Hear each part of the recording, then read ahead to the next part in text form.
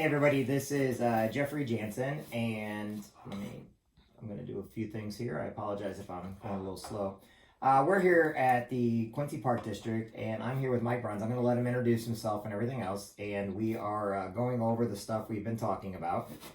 And what we're going to do is just kind of give you some information on what you can and cannot do, things that these are just suggestions, and I know a lot of you guys have been watching us and you've been asking questions, and if you have a question come up on there, and as long as it's appropriate, I will ask, but this is just me with one of my good friends. Now let me introduce Mike to you, and let me first tell you that I've known Mike for about 25 years now? Probably, somewhere in that range. Yeah, originally when I worked at the Quincy Park District, was it YMCA or was it Park District that we started? I think it was the YMCA. I think it was YMCA. Right, because Ann worked there first. My sister worked there first. Okay, and Mike is probably one of the nicest guys you could ever meet. I have never even heard him raise his voice before, and and he is one of these people that he has a vested interest in success of people when they come out, especially guys. I know he works a lot with high school and coming into college and stuff. And I know that he's been a godsend to the Quincy Park District for years. And that's the reason why I want to go to him, because he's going to have more insight than somebody that's new on the job or somebody in human resources that just came out of college. He's got a lot of insight. So I'm going to switch over and I'm going to introduce him, and he's going to let him introduce himself, and it is now on Mike. And this is Mike Bruns, everybody. If you want to tell us a little bit about yourself, where you come from, your background a little bit. Sure. I've been here at the Park District for over 25 years, and before that I had 10 years at the YMCA. So I've been in the recreational field for many, many years. Here at the end of my career, not too many more years left to do. So I've done a lot of hiring, firing, a lot of young kids. I mean, we hire probably close to 100 seasonal people that are usually high school and college age and those things through the thing. So we've got a lot of experience in those areas of working with kids and adults and all kinds of people in the job field, recreation field. So he's very qualified for doing what we are setting out to do. This is just kind of a talking back and forth, so don't, like I said, the first thing I want to know is when somebody's coming in for a job, and I don't mean when they come in for the interview, I'm talking about their initial approach. When guys are coming out of the military, which we originally started this for, they're looking for a job, or they're looking to get hired on, and, the first question was, what is better, a resume or an application? Now, I know that in some cases it just depends. And so the first question is, if they pick up a phone and ask for an application, how would they approach if they want to look at the job? What's the first thing you think they should do just when actually looking for the job? Sure. Most of our seasonal positions that we have, I treat seasonal and full-time differently. So our seasonal positions, which are most of our positions, application's fine. Some people put a resume with it, but most of our people, this may be their first job, so they don't really have a resume. So we have an annual job fair every March that we hold on during the week in early March, where lots of people can come fill out applications, learn a little bit about all the positions we have and those type things. So for our seasonal positions, and applications is fine. Now, most of our people get the application online at our website, quincyparkdistrict.com. That's where most people get the application. They fill it out, and then they can either email it to us or drop it off or whatever. We get some that come in and want an application, fill it out, but 10 years ago, that's probably the way most of them come in. Nowadays, most of them come in through email, where they'll send it to us either to a certain director individually or to the office in general, and then they pass it depending on what they want to do for the particular position, and then we'll call them for an interview and those type things. Now, for full-time positions, when we have full-time positions open, then the resume is very important, because we want a resume, cover letter, because it's a professional position that you're going to be in, maybe for a lot of years or whatever, those type things. So in those positions, we want a resume, we want a cover letter, we want it, if they come in to drop it off, they should be dressed appropriately, because the girls at the desk will make a note and let us know, saying, hey, this is how this person came in. So all that's important at first impression, not just the interview when they come in and meet with me or the interview team, whatever it may be, on those type things.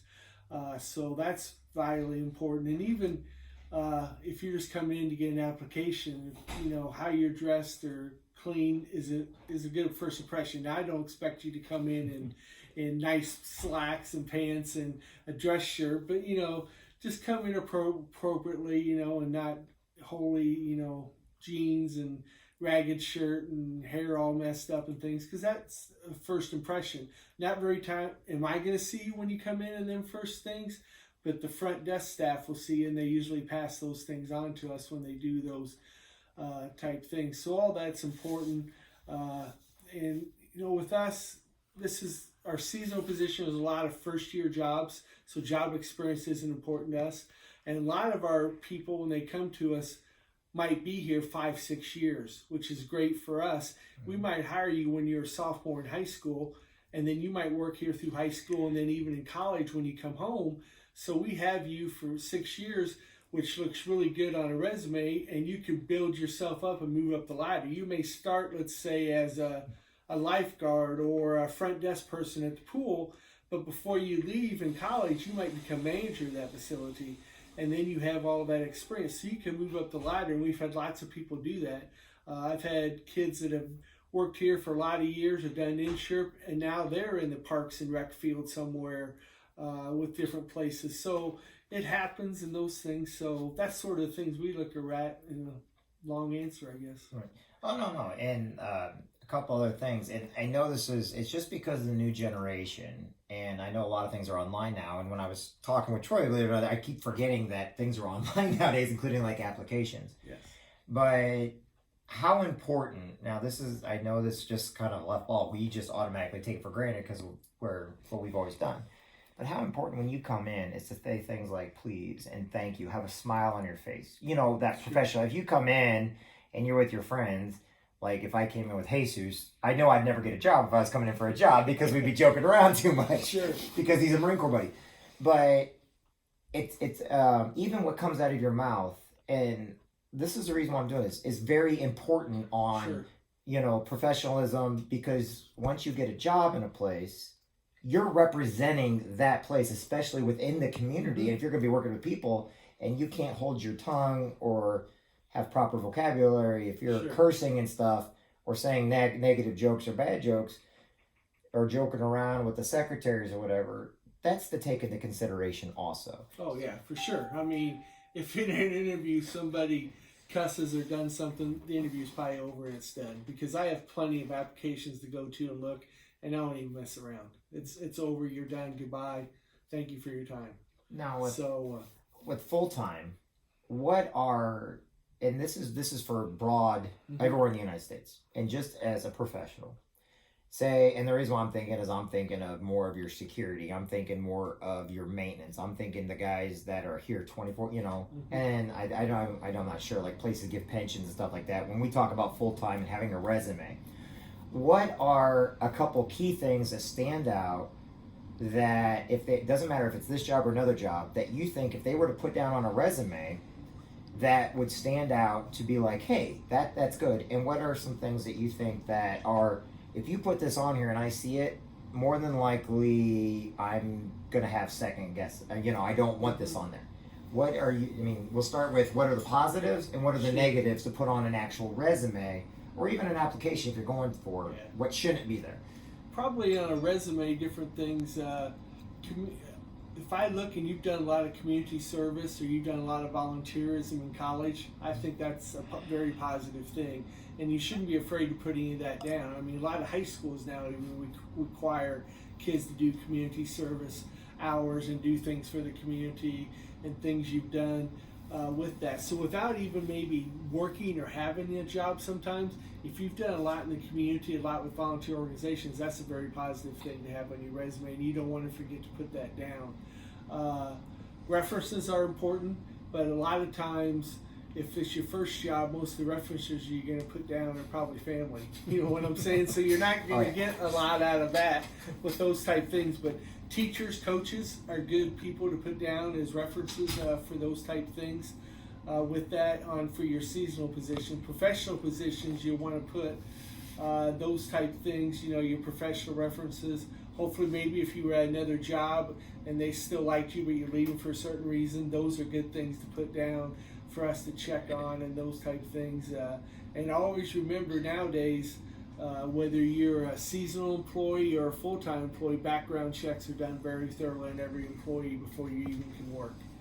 So all that's done. So something small you may think doesn't matter could matter depending on what it is, because park districts are governed by certain ordinances and laws in the state of Illinois on background checks. Like you may be able to work somewhere for that, but at a park district being a state body, you may not be able to work. So that's why we do background checks on all volunteers, all employees, everything, to know those type things. So it's very important there, and also I think very important for you to be honest on your application. You know, if you have done something and were convicted for, but it's paid and done, and those type things, be honest up front and admit that. Don't let us discover it later, because then it's a bad thing.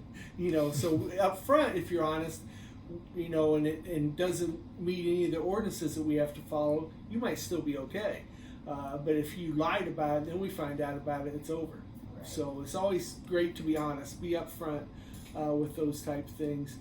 Negative things, the only thing that really comes to my mind on a resume is don't make it too long. Because if I get a resume that's over 2 pages, I'm not going to look at it. I'll tell you right now. You know, I love a 1-page resume. I think that's perfect. I think you can get everything you want in it. But the longer they get, it's not going to happen. I think of that about emails. There's certain people that send emails and they get really wordy and it takes forever. I'm not going to read the whole thing. It's not going to happen. So it's better to be bullet points and concise and quick, you know, in your emails and even on your resumes. Because, you know, hopefully put the things that you think will get that person's attention depending on what that job is. Those are the things. So if you've done anything, and let's say you're in a recreation field, even if you've been a volunteer coach somewhere, that might be something to put in for if you're looking for a recreation job that'll get that person's attention. But when you just try to put stuff in to fill up the pages, at least with me, and I think a lot of people, that they're not going to take the time to read it to begin with.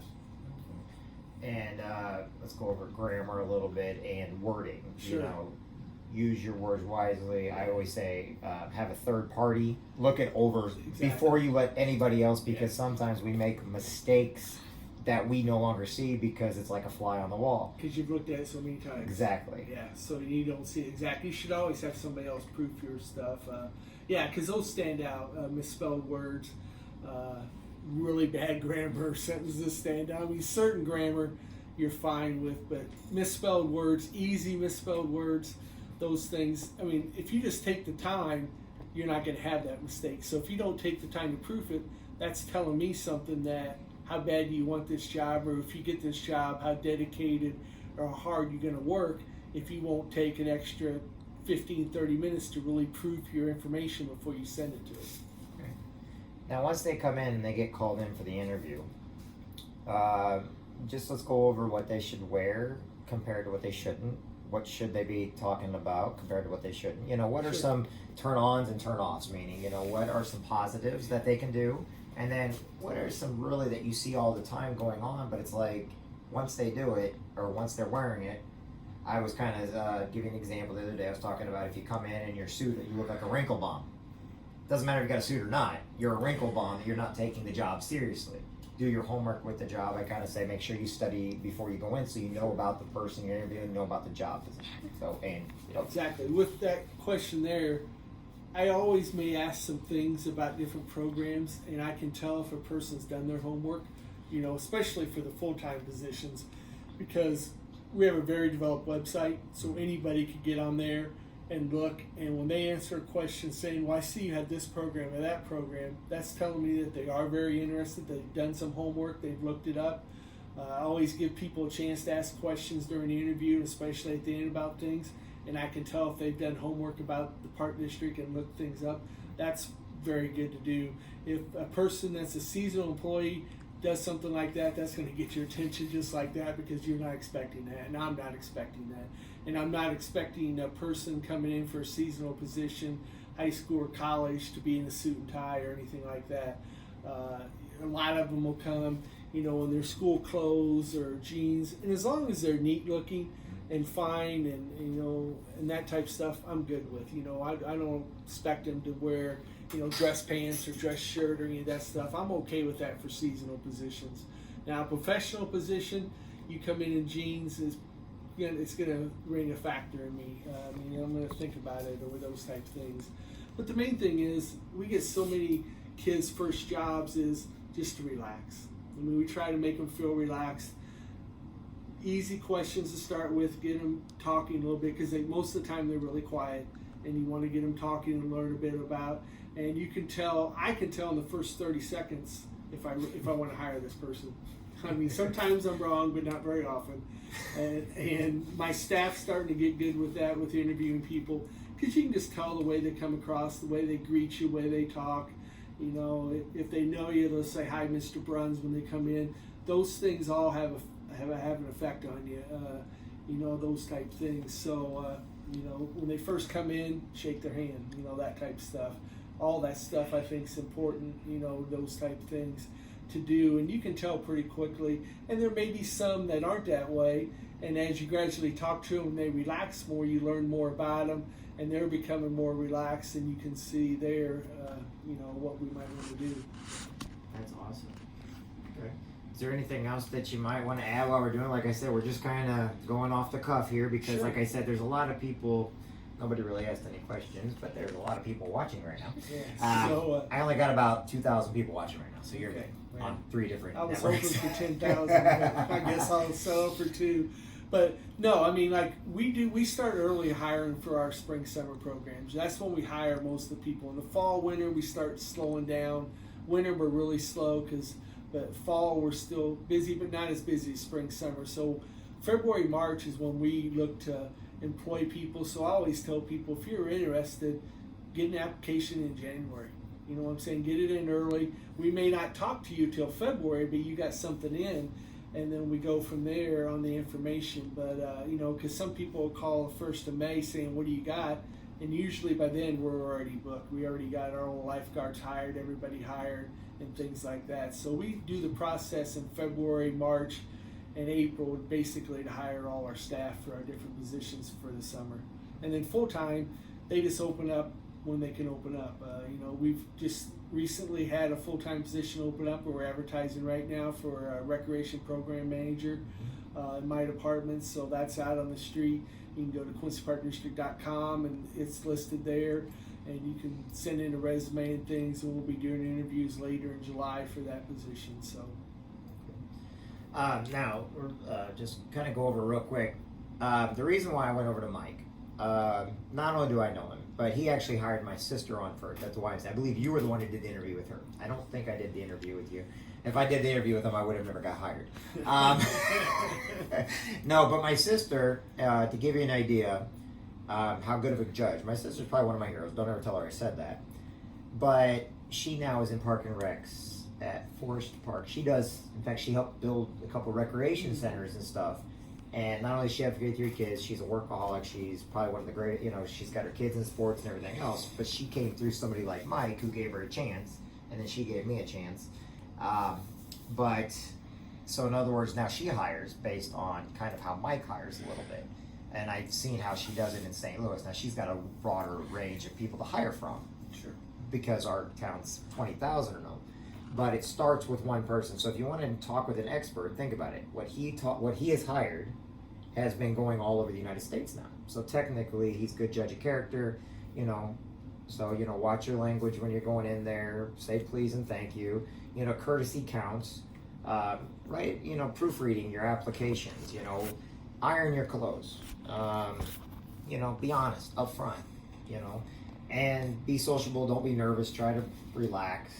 I'm thinking that's kind of a big one. Parks and Recs feels a little bit more relaxed than some of the others. Yeah. But it's also one of the entry jobs. You'll start here before you go somewhere else, so you can actually relax a little bit more. But then when you go on college, like you said, and then you go for the bigger jobs, tie, suit, want to look nice, your resume is important, and they're going to watch and critique everything. They're going to say they can't because of laws, but this is reality. Reality is this: if you're a good person and you want the job, you do your research and study, and you go in with a good head on your shoulders, you got a better shot. And that's what it's all about. What can you do to have a better shot? So Mike, thank you very much. I really welcome. appreciate your time and everything else. And thank you let me bring in my daughter Gracie, who's probably over here falling asleep. Who Yes. One day, and I appreciate her because she's my little helper today.